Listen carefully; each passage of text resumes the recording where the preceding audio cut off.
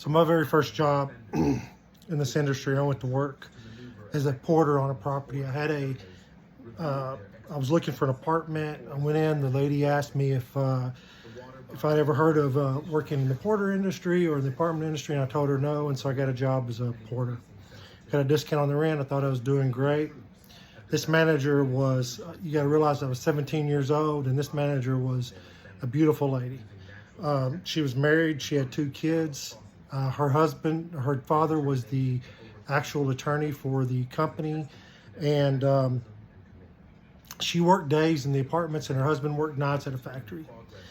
And I'll never forget it. They had this couple that was really close friends with, and it was a man and a woman, and things went really well for a long period of time. And then all of a sudden, one day, they got into a fight because the woman and the husband had split up.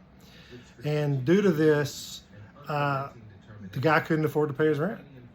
And so this relationship that was just the best, they went out, they did everything together, they hung out all the time, turned really bad, really, really quick. And this is one of the reasons you should never fraternize with tenants.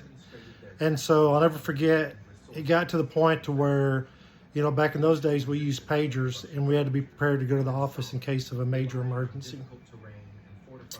One day, this tenant comes into the office, and he's upset, and he goes in and he says, "Hey, the manager left these panties over at my house the other night." And you talk about hot and rumors getting started. It got started really, really quickly.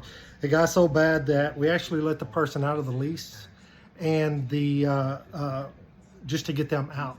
So my first property, my first experience with fraternizing with residents, and I seen how it could affect things, and so I never wanted to go down that road. Live the dream.